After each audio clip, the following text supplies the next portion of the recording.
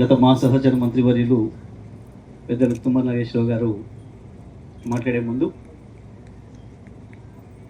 అధ్యక్షుడిగా సభాధ్యక్షుడిగా నాలుగు ముక్కలు నేను ముందే మాట్లాడడం మంచిదని చెప్పి ఇక్కడ పెద్దలు కాబట్టి వారు మాట్లాడిన తర్వాత నేను మాట్లాడడం బాగోదు. ప్రజల తరఫున నేను కొన్ని విజ్ఞాపనలు కూడా చేయాల్సిన అవసరం ఉంది. మంత్రిగా వారు హామీలు కూడా ఇవ్వాల్సిన అవసరం ఉంటుంది. కాబట్టి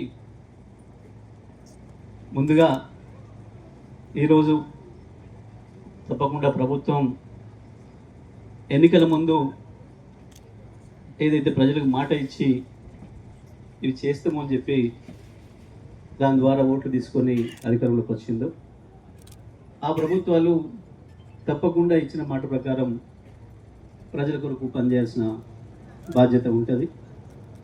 ఎప్పుడైనా మన దేశంలో ఉన్న మన ప్రజాస్వామ్య పద్ధతుల్లో ప్రతి పార్టీ కూడా ఎన్నికలకు పోయే ముందు తప్పకుండా ఎన్నికల మేనిఫెస్టో ఇచ్చి తీరాలి. ఎన్నికల కమిషన్ నిబంధనల ప్రకారం ఆ మేనిఫెస్టో ఆధారంగానే ప్రజలు ఓట్లు ఇస్తారు. ఏ పార్టీకి అయితే మెజారిటీ ఇచ్చి అధికారం ఇస్తారో తప్పకుండా అధికారంలోకి వచ్చిన పార్టీ ఆ మేనిఫెస్టోను రుచి తప్పకుండా అమలు చేయాల్సిన బాధ్యత వారిపైన ఉంటుంది.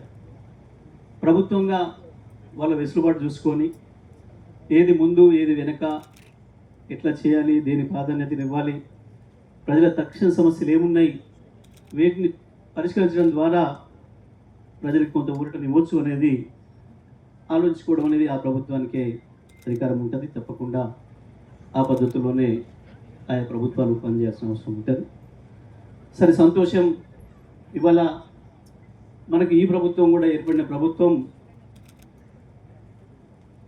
ప్రజలకు మేనిఫెస్టోలో అనేక హామీలు ఇచ్చింది.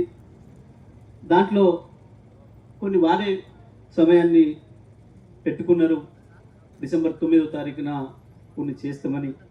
కానీ కొత్తగా వచ్చిన 2 రోజులకే కాబట్టి చేయడానికి వీలు కాలేదు.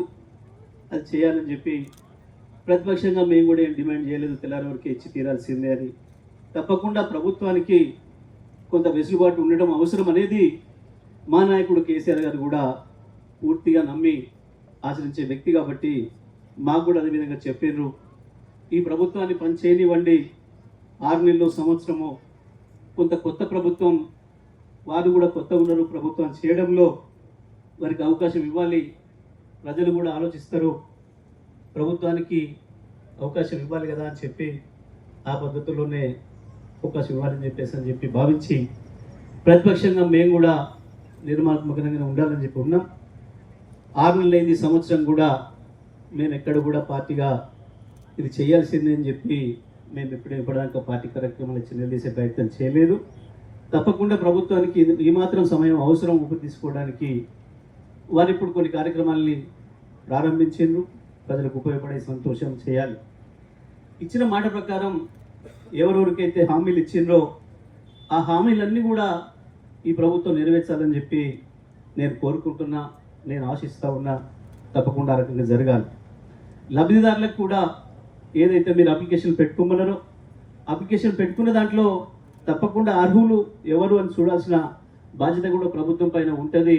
అనర్హులకు ప్రజల సొమ్మును ఇవ్వడానికి వీల్లేదు. అది కూడా చేయాల్సిన అవసరం ఉంటుంది.